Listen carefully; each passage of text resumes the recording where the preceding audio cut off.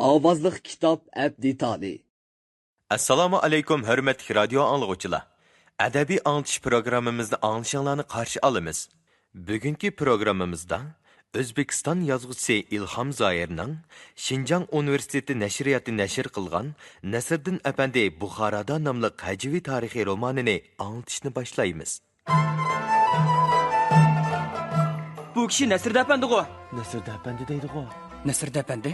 Nəsirdin ئەپەndىگە? Şununğum aqlınız yetmedimi bovay?